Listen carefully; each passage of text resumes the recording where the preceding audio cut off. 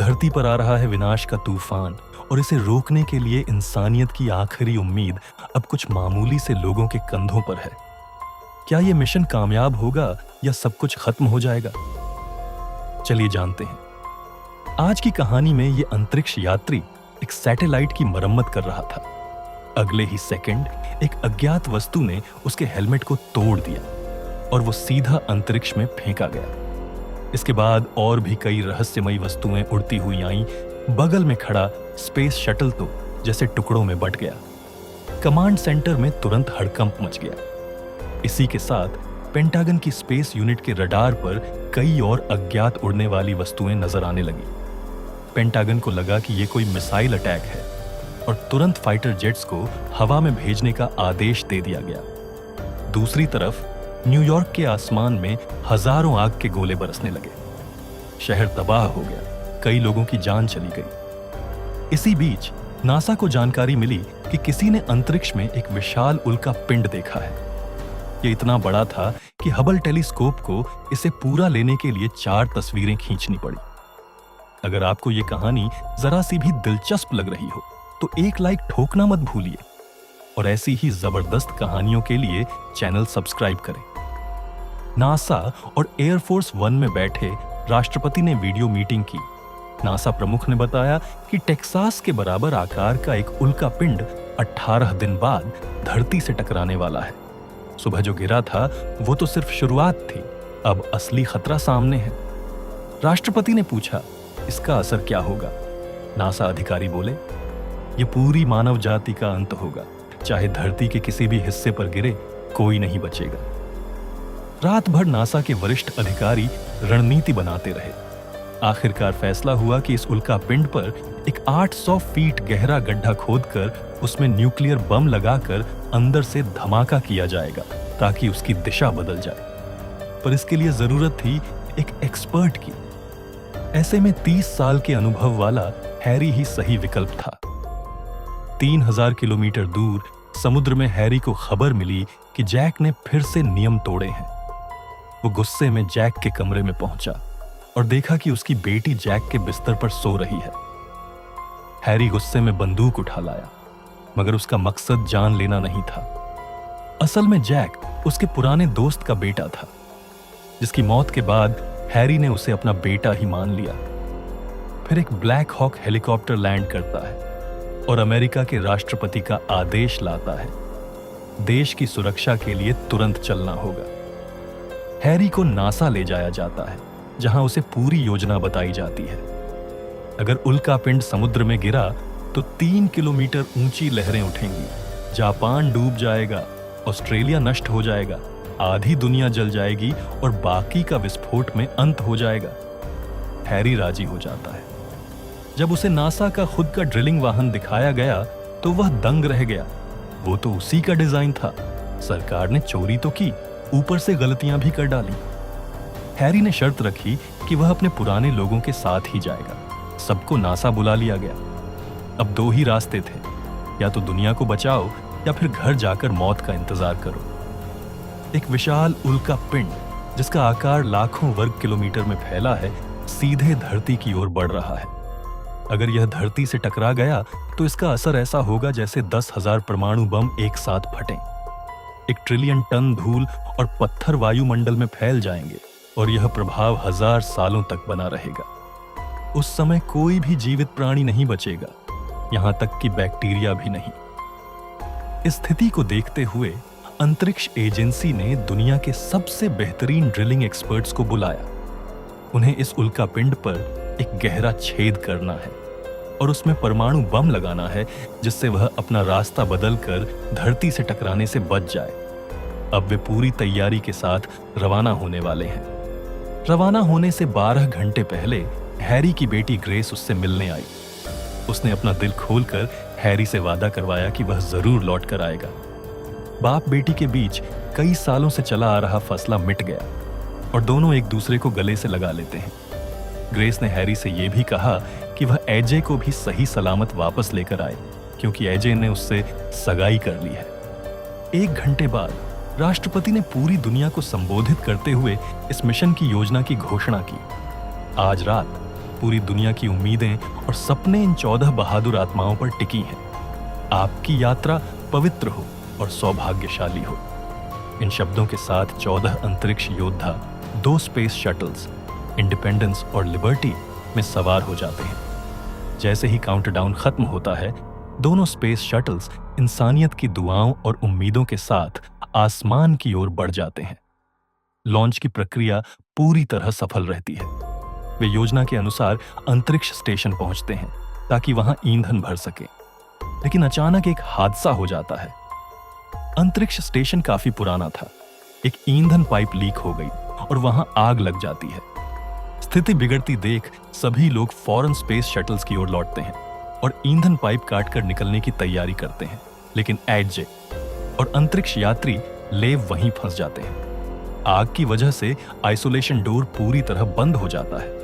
लेव और एजे एक बहुत ठंडे पाइप चैनल से होकर बाहर निकलते हैं, जहां तापमान -100 डिग्री तक था। आखिरकार दोनों अंतरिक्ष स्टेशन के फटने से पहले सुरक्षित शटल तक पहुंच जाते हैं।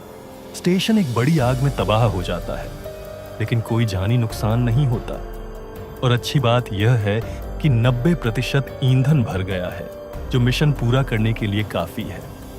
अब वे चांद की कक्षा से होते हुए उस विशाल उल्का पिंड के पीछे से उसकी ओर बढ़ते हैं। उल्का पिंड के चारों ओर अनगिनत छोटे छोटे पत्थर तैर रहे हैं, जो एक रंगीन पट्टी जैसी रचना बना रहे हैं। यह सब लैंडिंग को और भी कठिन बना देता है। उन्हें उल्का के पीछे के तूफान जैसे वातावरण से भी जूझना है और बारिश जैसी बरसती चट्टानों से भी बचना है। दोनों स्पेस शटल्स इन चट्टानों के बीच से मुश्किल से आगे बढ़ते हैं। तभी इंडिपेंडेंस का इंजन नष्ट हो जाता है और वह नियंत्रण खो बैठता है, जैसे पानी में सूखा पत्ता बह रहा हो। एक बड़ी चट्टान सीधे टकरा जाती है, जिससे उसका विंडशील्ड टूट जाता है और कैप्टन और पायलट स्पेस में फेंक दिए जाते हैं। इंडिपेंडेंस उल्का पिंड पर किसी स्थान पर गिरकर क्रैश हो जाता है और उससे संपर्क टूट जाता है।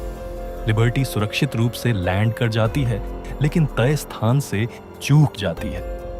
रेडियो सिग्नल भी खराब हो जाता है और उनका पृथ्वी से संपर्क टूट जाता है। ग्रेस अब सबसे ज्यादा परेशान है। उसके जीवन के 2 सबसे महत्वपूर्ण लोग एक साथ लापता हैं। जैसा उसने कहा था, शायद तुम्हें यहां नहीं होना चाहिए।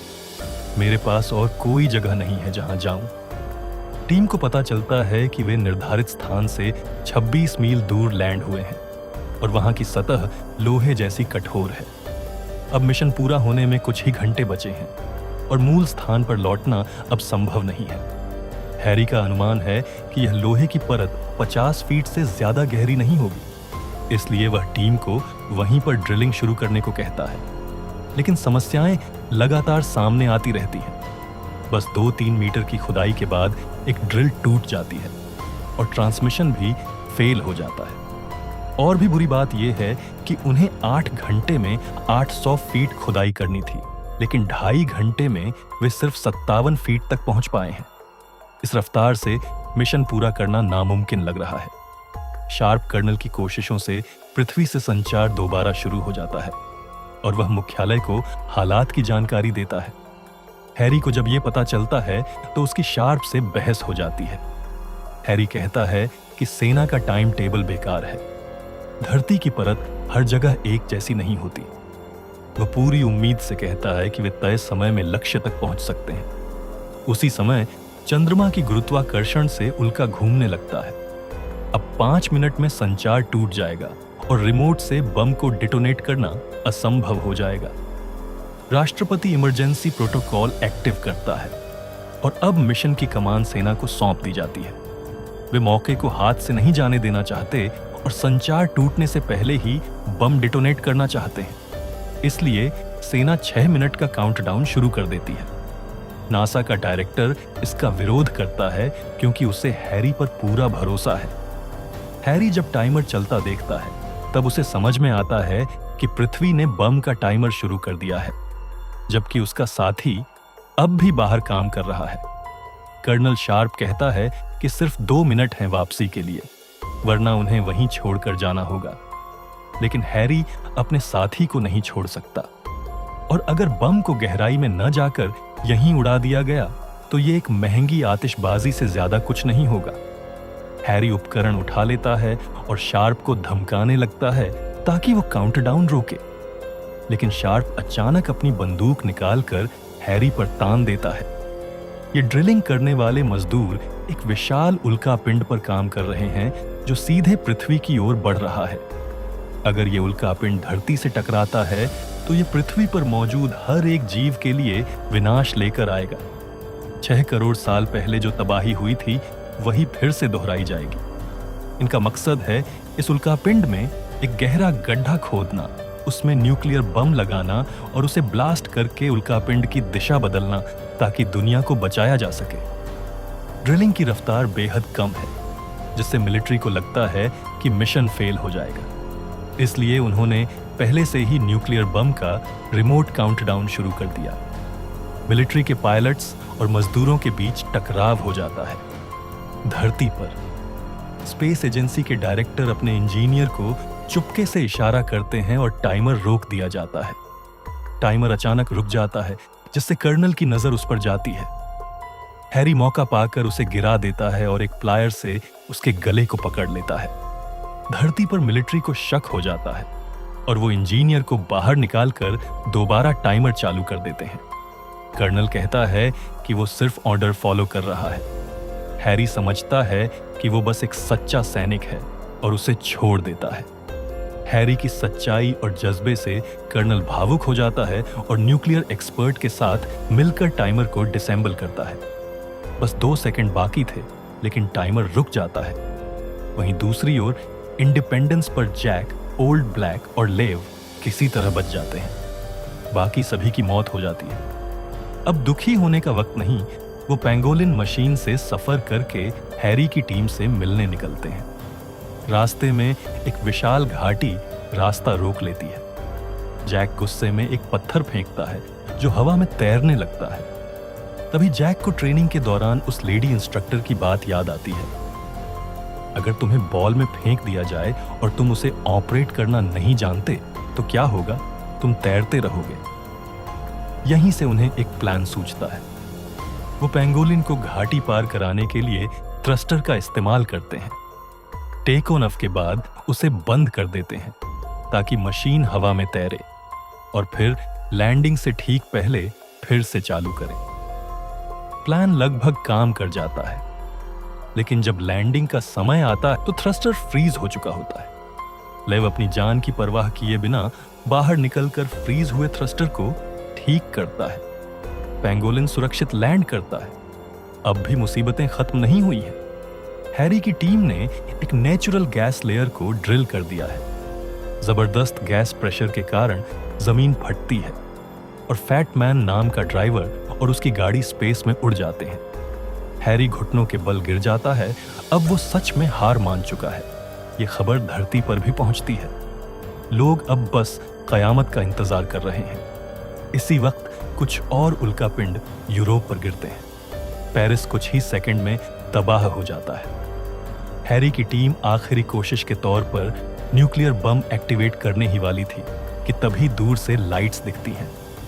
जैक अपनी दूसरी पेंगोलिन लेकर आ चुका था। हैरी खुशी से चिल्ला उठता है। इंसानियत को एक और मौका मिल गया था। जैक तुरंत मशीन चालू करता है और काम पर लग जाता है।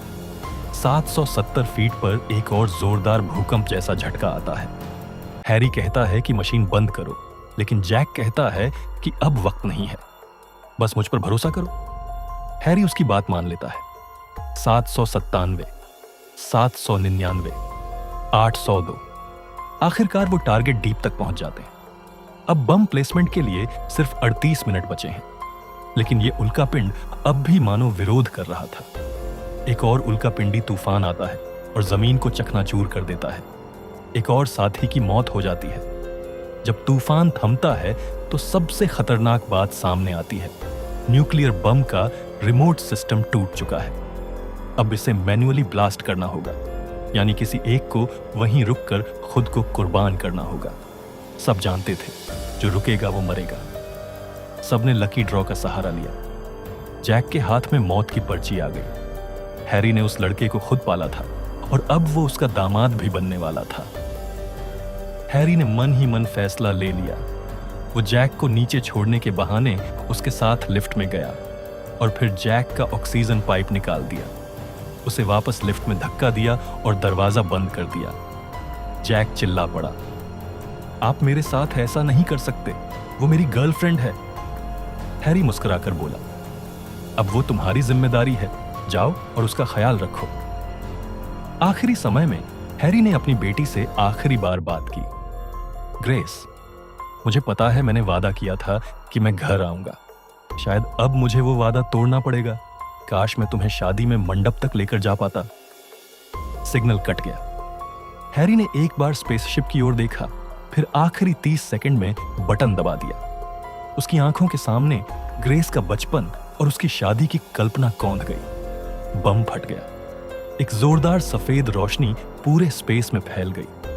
लिबर्टी में बैठे लोग अपनी आंखें तक नहीं खोल पाए। उल्कापिंड 2 टुकड़ों में बट गया। धरती से 400 मील की दूरी पर वो टकराए बिना निकल गया। इंसानियत का अस्तित्व बच गया। लिबर्टी सुरक्षित लौट आई। बच गए 7 क्रू मेंबर धरती पर उतरे। कर्नल शार्प ने ग्रेस से कहा, मैं यूनाइटेड स्टेट्स एयर फोर्स का कर्नल विल्ली शार्प हूं। मुझे उस इंसान की बेटी से हाथ मिलाने की इजाजत दीजिए जो सबसे बहादुर इंसान था जिससे मैं कभी मिला हूं। आसमान में जश्न के लिए 6 जेट्स उड़ते हैं और जैक ग्रेस की गले लगती तस्वीर पर फिल्म खत्म होती है। अगर आपको ये कहानी पसंद आई हो तो चैनल को जरूर सब्सक्राइब करें और वीडियो को लाइक करना मत भूलिए, क्योंकि ऐसी ही दमदार कहानियां हम रोज लेकर आते हैं।